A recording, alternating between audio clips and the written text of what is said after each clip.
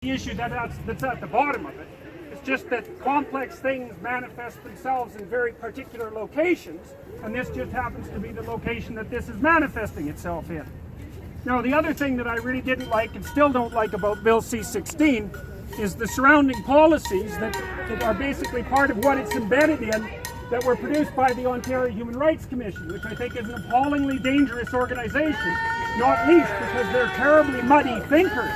Oh yeah. And so, one of the things that's happened that I think is reprehensible from a psychological perspective is that in Ontario and soon, like in Canada, we're going to write into law an idea of identity that's just radically insufficient. So let me give you some examples. So the way that Bill C-16 is currently formulated, if you take into account the surrounding policy documents, there's a proposition embedded in the law, and that is that biological sex, gender identity, gender expression, and sexual preference vary independently.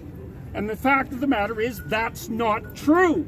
And you can demonstrate it very straightforwardly. The first thing you observe is that virtually everyone whose biological sex is either male or female has a gender identity of male or female. In fact, the people who don't fit into that category, they exist, there's no doubt about that, but they're a very small minority. And the reason I'm pointing out these are very small minorities is because it makes the claim that those things vary independently false. And then you note too that most of the people who have a binary biological sex and a binary gender identity also present themselves in a manner that's the same as their gender identity and their biological sex. And so that's another indication of the non-independence of the three layers of purported identity. And finally, you can see too that the vast majority of people, for example, men who are biologically male, who present themselves as male, or who identify as male, who present themselves as male, are also heterosexual.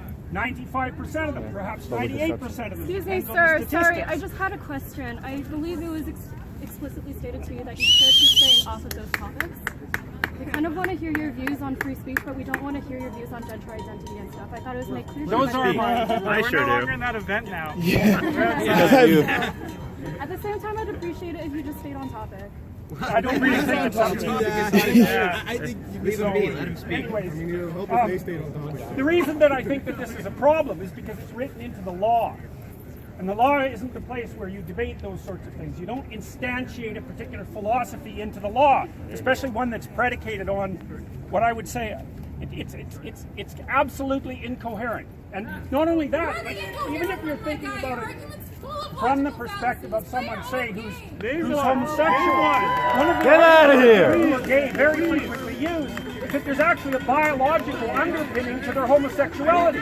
But we're going to dispense with that? But what happens if we dispense with that? What happens if we dispense with the idea that there's a biological underpinning to homosexuality? Does that mean that it can just be changed? And what are people going to do with that piece of information except try to change it? Right, the people who've been fighting for homosexual rights for the last 30 years very frequently made the case that the reason that the rights were necessary was because there was a reality to the condition. Well, I'm not arguing for that or against it. What I'm saying is that the law, the way it's currently constituted, makes arguments like that completely invalid. It does the same thing with transsexuality, and which we don't know enough about to determine, say, its manner of causal origin. Now, it looks to me like I think it's premature to exclude a biological component, especially because of what we know about how gender identity and biological sex are instantiated in utero. So we know, for example, that the standard human fetus has a female morphology. It doesn't matter whether it's XX or XY from a chromosomal perspective. And then it's transformed into a male morphology with testosterone. Yeah! Right, so... Yeah. So the reason I'm telling you this is because